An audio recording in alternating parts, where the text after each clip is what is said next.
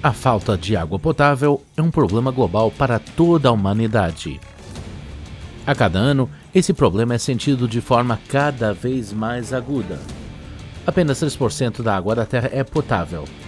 Desses, a maior parte é praticamente inacessível, pois está preso em geleiras. Menos da metade de 1% da água da Terra é tudo o que resta como água potável para ser dividida entre os 7 bilhões de pessoas no planeta. Mas e se os oceanos do mundo se passassem a ter água potável? Respire fundo. Você tem que enfrentar a realidade e quem sabe o quão forte será esse tsunami de informações. Então, como os oceanos se tornaram salgados em primeiro lugar? Na verdade, quase 4 bilhões de anos atrás, toda a água na superfície da Terra era doce. Mas os vulcões explodiram metros cúbicos de magma e gases quentes. Um coquetel químico de cloro, flúor, bromo e outros compostos caiu nas águas do oceano na forma de chuva ácida. Essa chuva corroeu as rochas cristalinas da crosta terrestre e extraiu magnésio, potássio e cálcio.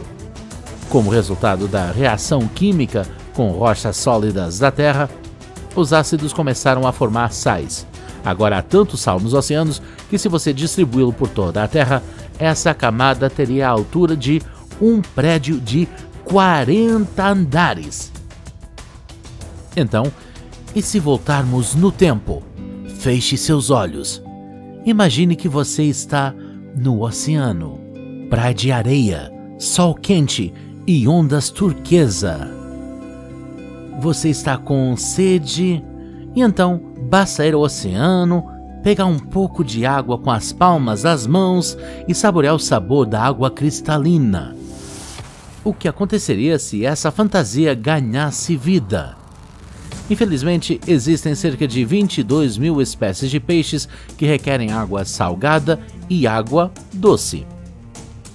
O salmão, o esturjão, o robalo e outros peixes que costumam viver no mar têm pele grossa, através da qual o sal passa com dificuldade e, para desovar, tem de subir rio acima. Mas o resto dos habitantes marinhos preferem um habitat que é a água salgada. E há muito mais deles, 230 mil espécies marinhas conhecidas e cerca de 2 milhões ainda desconhecidas para a ciência. Em animais marinhos, os tecidos contêm grandes quantidades de sal. Se forem colocados em água doce, o sal contido nos tecidos passará pela pele para a água doce. Seus tecidos serão danificados, deixarão de cumprir suas funções e esses animais morrerão. Como resultado, a cadeia alimentar entrará em colapso. A humanidade perderá uma das fontes mais importantes de nutrição. Animais cuja dieta consiste principalmente de peixes morrerão. Cerca de 700 milhões de pessoas perderão sua principal fonte de renda, possivelmente serão condenados à fome, pobreza e morte. A dessalinização dos oceanos também afetará a vida das plantas. As algas subaquáticas desempenham um papel crucial na fotossíntese, o processo que fornece oxigênio ao nosso planeta. As algas usadas na água do oceano morrerão na água doce, o que significa que haverá menos oxigênio no planeta e mais dióxido de carbono. Nessas condições, toda a cadeia alimentar entrará em colapso, pois a maioria das plantas deixará de existir. O efeito estufa se intensificará e o planeta ficará superaquecido e o mundo, como o conhecemos, irá parar devido aos choques climáticos. Furacões, tornados e tufões se tornarão comuns. O clima no planeta nunca mais será o mesmo. No sul, as pessoas começam a congelar com o frio e no norte elas se desgastarão com o calor. Com a diminuição da quantidade de sal, a densidade da água mudará, o que inevitavelmente levará a terremotos e erupções vulcânicas sem precedentes.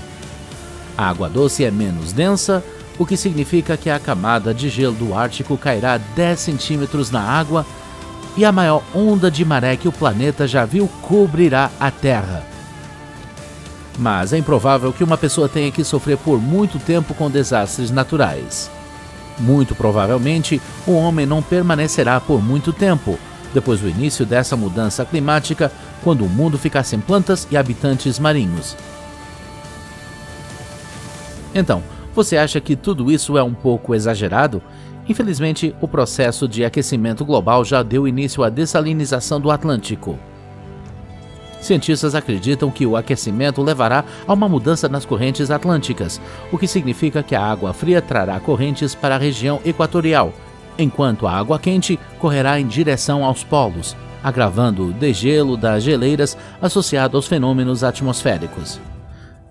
Devido à adição de grandes quantidades de água doce ao oceano, as regiões tradicionalmente frias podem se encontrar em uma zona onde o clima mudou de frio para quente. Se o aquecimento continuar, a humanidade sofrerá uma mudança nas zonas climáticas. Os cientistas não foram capazes de determinar a probabilidade de tal cenário. Mas o professor da Universidade da Potsdam, Stefan Ramsdorff, compara essa previsão com a ameaça de uma explosão nuclear.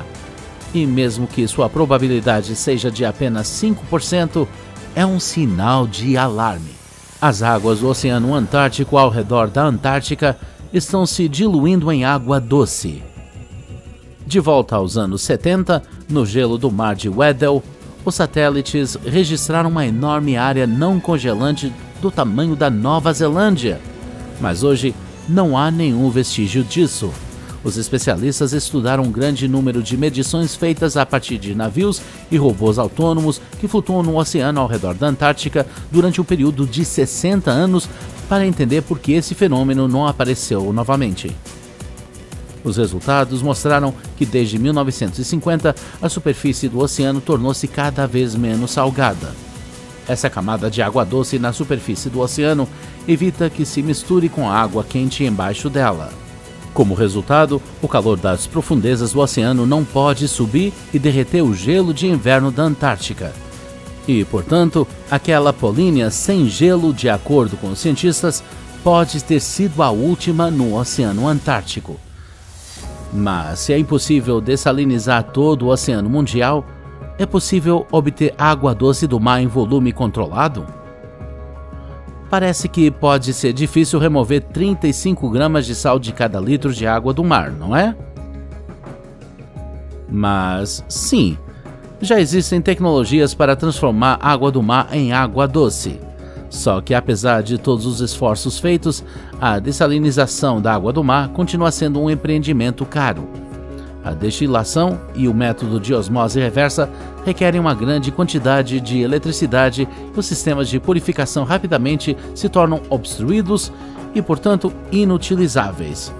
Junto com a água do mar, a vida marinha entra nas usinas de dessalinização, o que significa que mais de 3 bilhões de peixes e outros organismos marinhos morrem anualmente.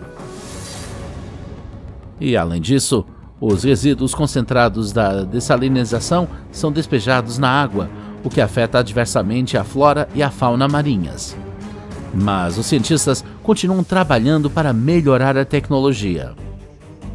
Em 2017, cientistas britânicos inventaram o primeiro filtro de dessalinização de grafeno do mundo, que pode substituir os dispositivos menos eficientes existentes, e em 2018, químicos dos Texas e de 2 universidades australianas independentes propuseram um processo tecnológico fundamentalmente novo, usando membranas organometálicas que produzirá água doce com consumo mínimo de energia e máxima eficiência. Cientistas canadenses e australianos foram ainda mais longe e anunciaram a possibilidade de usar a energia solar para dessalinizar a água do mar. Os canadenses precisavam apenas de 1 kW de eletricidade, água do mar, uma lagoa artificial rasa com fundo preto e uma bomba para produzir água doce. Enquanto seus colegas australianos criaram um novo dispositivo na forma de um disco com uma superfície de papel de filtro. Nanotubos de carbono especiais são distribuídos nele. Os melhores fios de algodão absorvem água salgada, empurram sal cristalizado para as bordas e coletam água doce no centro do disco. O sal coletado é removido do dispositivo. Assim, um processo de dessalinização ininterrupto é alcançado, resultando em quase 100% de eficiência. Mas o mais importante, o uso desse dispositivo é possível em qualquer nível de luz solar, o que significa que ele pode ser usado em diferentes partes do mundo e não apenas em regiões quentes e ensolaradas. A tecnologia dos últimos anos ainda não comprovou sua eficácia quando utilizada em escala industrial, mas se tudo der certo, então talvez o problema da escassez de água potável esteja resolvido. Então é verdade que existem megatoneladas de água no mundo que a humanidade não pode usar para seus próprios fins? E para tornar a água doce você precisa de tecnologias caras, mas ineficazes? Sim, e devo admitir, não devemos interferir no delicado equilíbrio dos oceanos, porque sua dessalinização descontrolada causaria as consequências mais inacreditáveis.